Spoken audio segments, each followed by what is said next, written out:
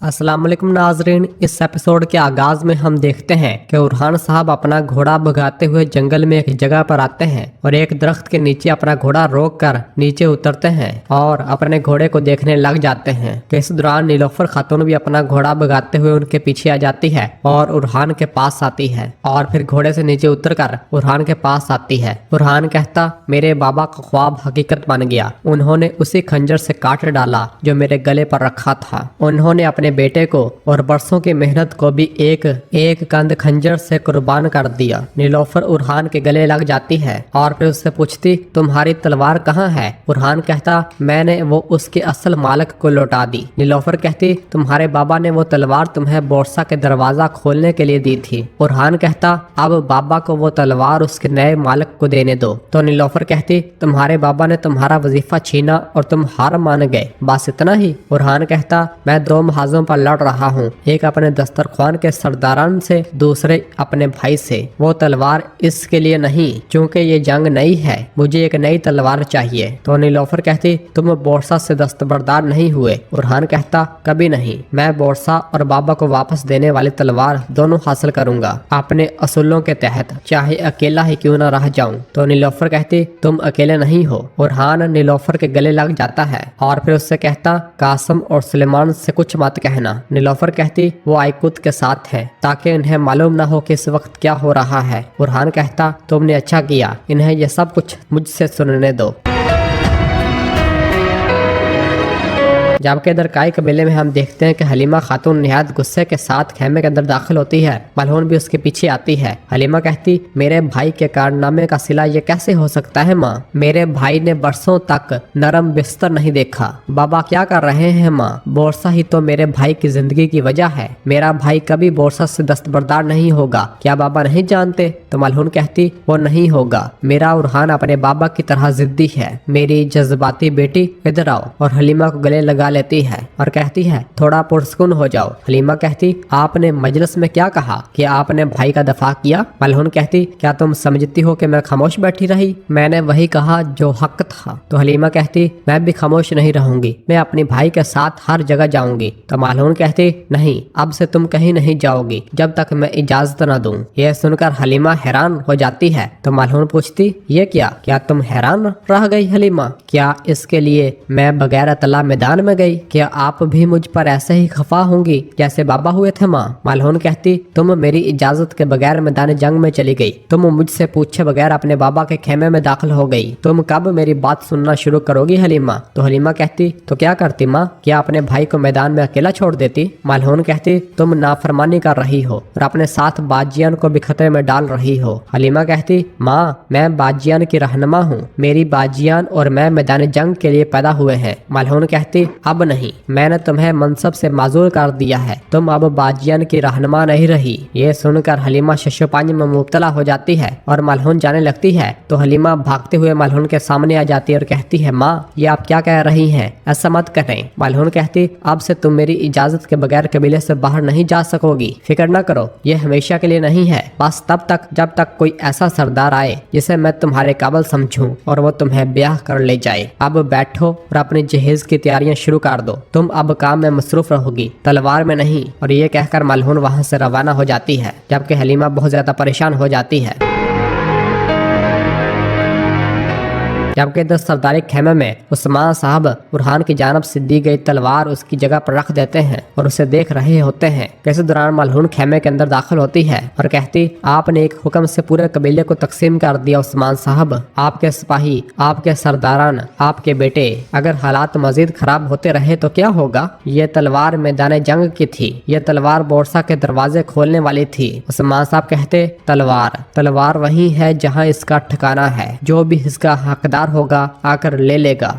इसी दौरान उस्मान साहब लड़खड़ाना शुरू हो जाते हैं। इसी दौरान मलहून खातून भागती हुई उस्मान साहब को पकड़ती है और एराज को आवाज देती है, एराज। और उस्मान साहब को पकड़ते हुए कहती है, उस्मान, आंखें खोलो उस्मान। जबकि दूसरी जानब बोरसा के जंदान में हम देखते हैं कि बुरान की हालत बहुत ज्यादा अबतर हो चुकी होती है और वो बेहोश हो चुका होता है। तकफूर फलादियोस से पूछता, क्या ये बोला? तो फलादियोस कहता, ये बोलेगा। और फिर पूछता, क्या तुम जा रहे हो? तो तकफूर सारोज कहता, हाँ मैं जा रहा हूँ, मैं गवर्नर गवर्नर तैमूर तास को इंतजार नहीं करवाना चाहता। उस्मान इनकी बदौलत बोरसा का मुहासरा रोकने वाला है। तो फ्लादियोस पूछता, क्या तुम्हें तैमूर तास पर भरोसा है? तो तकफूर कहता, जब मैदान जंग में तलवारें खामोश हो जाती हैं तो मफादात बोलना शुरू कर देते हैं फ्लादियोस। गवर्नर तैमूर तास नहीं चाहता कि उस्मान मजबूत हो और हम नहीं चाहते कि बोरसा हार जाए। तो फ्लादियोस कहता, तैमूर तास उस्मान को कायल कर पाता है या नहीं, मुझे इससे कोई फर्क नहीं पड़ता। मैं अपने बाबा और भाई का बदला लूंगा सारोज। तो सारोज कहता, जब वक्त आएगा तब तुम फौजी कैंप पर हमला कर देना। जबकि बुरान भी नीम बेहोशी की हालत में उनकी ये बातें सुन रहा होता है। जबकि दूसरी जानब समुद्र के किनारे हम देखते हैं कि कुछ बाज़ंतीनी सिपाही गाड़ियों पर सामान लाद रहे होते हैं और एक बाज़ंतीनी कमांडर ताजर को सोने के सिक्के देते हुए कहता, ये लो ताजर, सामान ठीक है। ताजर कहता, हमने सुना है कि उरहान ने बोरसा आने वाली खेप तबाह कर दी है। तो कमांडर कहता, परेशान न हो ताजर, कोई मसला नहीं होगा, तुम फिक्र न करो। इसी दौरान हम देखते हैं कि दुमरल और बालाबान अपने कई सिपाहियों के हमरा घोड़े भगाते हुए उनकी जानब आ रहे होते हैं। उन्हें अपनी जानब आता हुआ देखकर बाज़ंतीनी कमांडर कहता, लानत हो, तुर्क आ रहे हैं, सामान की हिफाजत करो। ये कहते और सुनते साथ ही सब सिपाही अपनी अपनी तलवारें निकाल लेते हैं। कई सिपाही वहां पहुंचकर अपने घोड़ों से नीचे उतर आते हैं और बाज़ंतीनी सिपाहियों पर हल्ला बोल देते हैं और उनसे लड़ना शुरू कर देते हैं। जबकि कुछ कई सिपाही भागकर गाड़ियों को आग लगाना शुरू कर देते हैं, सामान जलाना शुरू कर देते हैं। जबकि बाकी बाज़ंतीनी सिपाही उनसे लड़ रहे होते हैं। सबको एक एक करके मौत की घाट उतारा जा रहा होता है। बहुत ही जल्द हम देखते हैं कि सबको मार दिया जाता है। इस दौरान वो ताजर जब भाग रहा होता है तो बालाबान उससे पकड़कर उसकी गर्दन पर तलवार रख देता है। तो दुमडल भागता भागता उसके पास आता है और कहता, रुको रुको रुको, इसे मत मारो,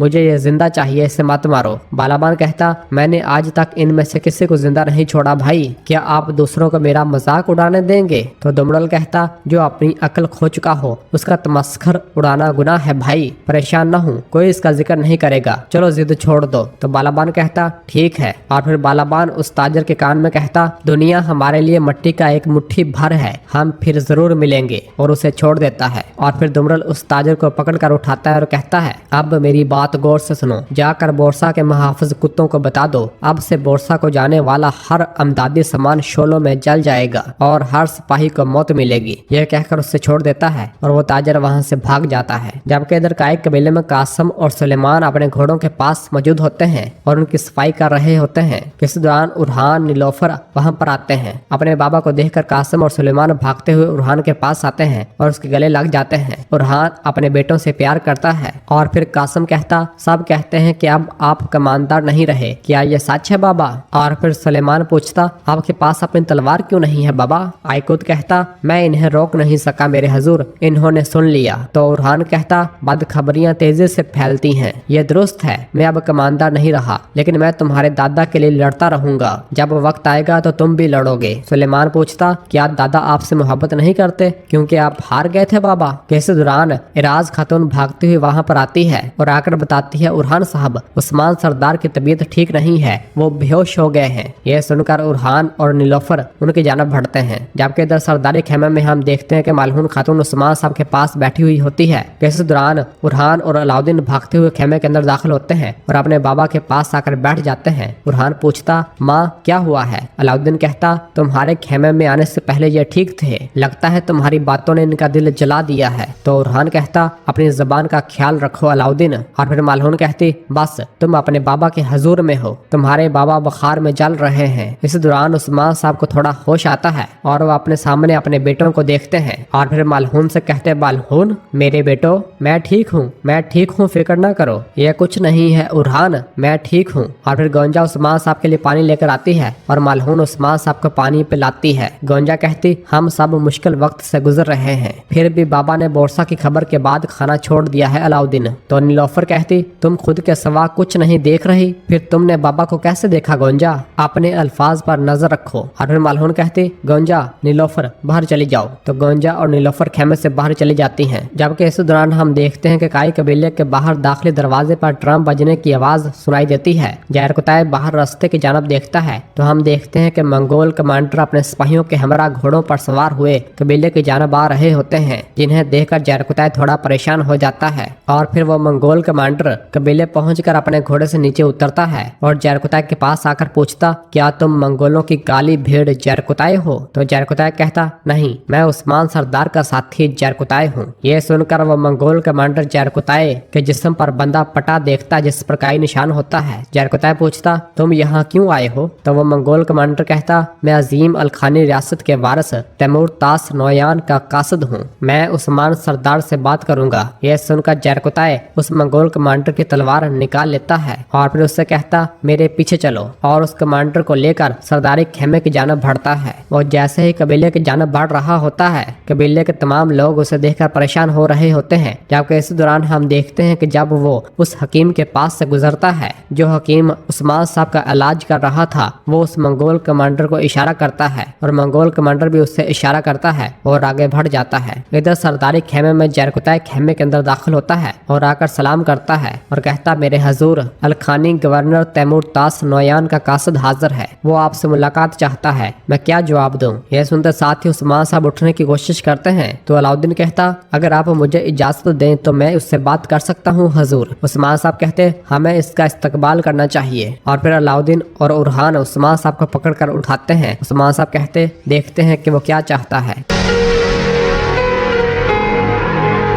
नाज़रीन, फिर इसके बाद हमें दूसरी जानब जंगल में एक जगह पर मंगोलों का ठिकाना दिखाया जाता है, जहां पर अलखानी रियासत का गवर्नर तैमूर तास अपने घोड़ों पर सवार हुए अपने सिपाहियों के हमरा अपने ठिकाने पर पहुंचता है, जहां पर कुछ तुर्क लोग अपने हाथ में संदूक पकड़े वहां खड़े होते हैं। तैमूर तास उनके पास आता है और फिर इसके बाद एक मंगोल नौकर घोड़े के पास झुककर बैठ जाता है। तैमूर तास उस पर पांव रखकर नीचे उतरता है। एक तुर्क आदमी कहता, हम दरमियान सरदार का सलाम और गवर्नर के वादे के मुताबिक तोहफे लाए हैं। ये सुनते साथ ही तैमूर तास जैसे अपने सिपाहियों को इशारा करता है तो उसके सिपाही उन तीनों को पीछे से टांग मारकर घुटनों के बल ले आते हैं और उनके हाथों से संदूक नीचे गिर जाते हैं और उनकी गर्दनों पर तलवारें रख दी जाती हैं। तैमूर तास उन सोने के सिक्कों को देखता है तो कहता है, गिनती की जरूरत नहीं, फिर से अधूरा है, मैं ये कैसे यकीन कर सकता हूँ? तुम्हारे चेहरे पर शर्म साफ दिख रही है। तो एक आदमी कहता, जैसा कि आपको मालूम है उस्मान बरसों से तजारती रास्तों को बंद किए बैठा है। और फिर दूसरा आदमी कहता, और उरहान किसी काफिले को गुजरने नहीं देता।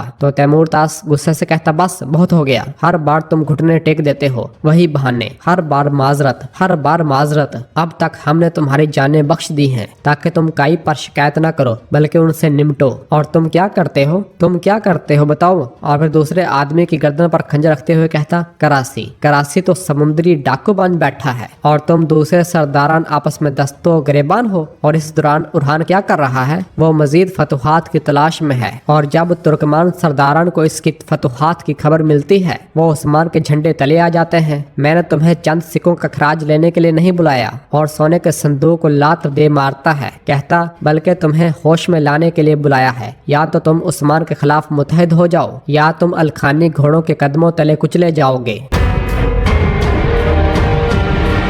और नाजरीन, इसी जगह पर एपिसोड खत्म करते हैं। मिलते हैं बहुत जल्द अगली एपिसोड के साथ। वीडियो को लाइक कर दें और जिन दोस्तों ने अभी तक चैनल सब्सक्राइब नहीं किया वो जल्दी से चैनल सब्सक्राइब कर दें और बेल आइकन घंटी वाले निशान को भी प्रेस कर दें ताकि आने वाले एपिसोड्स आपको आसानी मिल सकें। दुआओं में याद रखें। अल्लाह हाफिज।